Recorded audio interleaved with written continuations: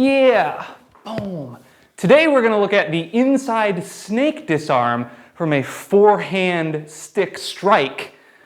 And it's gonna be a lot of fun because you end up with 2 sticks and they don't end up with any sticks.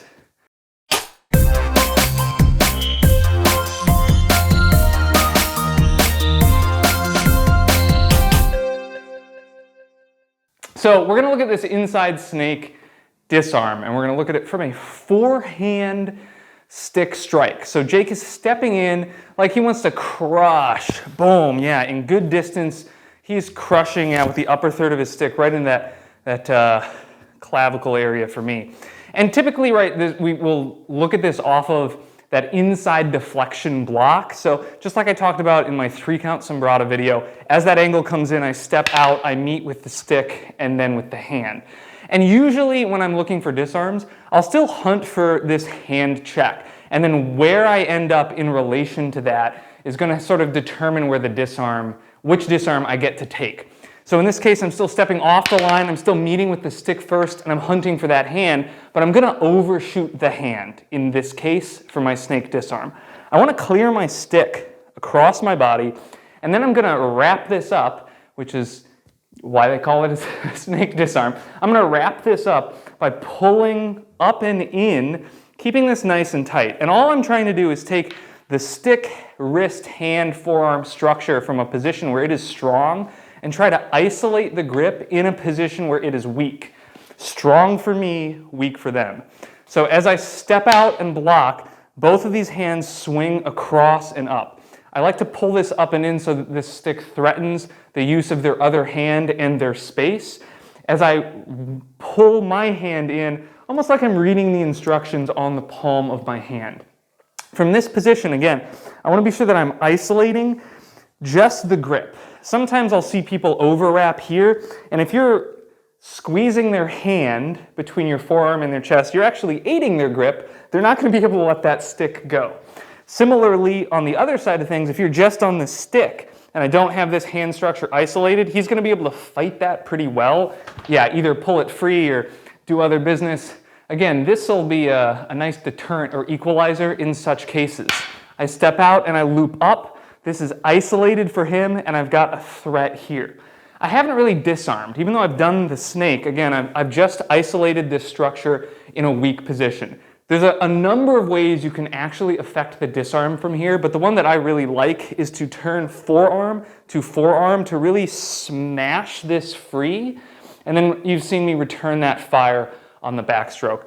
Again, there's a lot of different ways to play affecting the actual disarm. This is just one that I like.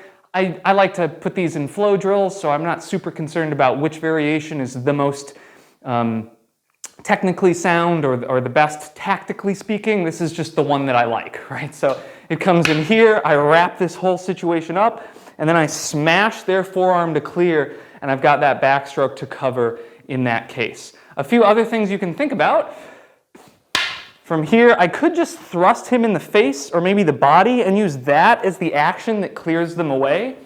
Or, once you've isolated this stick, assuming you've got good control here, you can just start wailing on him with your other one, right? Pick your targets. Maybe that will affect your disarm just as well. So play with those options, and if you want to see a fun follow-up, you can check it out on Patreon this week, this video, with a fun follow-up option on Patreon. But I really like finding these disarms in flow, right? I've mentioned that before. If we're looking at our 3-count sombrata flow, the overhead, that forehand is where I want to pick it up. From the overhead, when this forearm comes, I want to pick up my disarm. One thing that I've noticed in playing these in flow, and this realization held true in sparring contexts as well, though that isn't exactly what I'm talking about right now. Some of the insights you gain from flow practice will apply to sparring, but some of them will not. So you have to contextualize them differently. This one applies to both. I found that if I step away, like we normally do for sombrata play, I'll almost never be able to affect this snake because he's thinking about the next movement in the flow drill. It's very hard for me to capture that.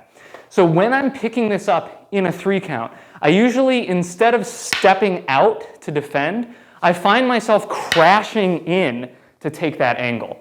reinforcing my stick, meeting this line and overriding so that I'm taking that space away instead of giving him more space and then hoping I can catch it after the fact. It's just hard to do, and if you play with it in flow at speed, I think you'll find the same. So a modification is to brace and crash to get your wrap instead of step out in the flow.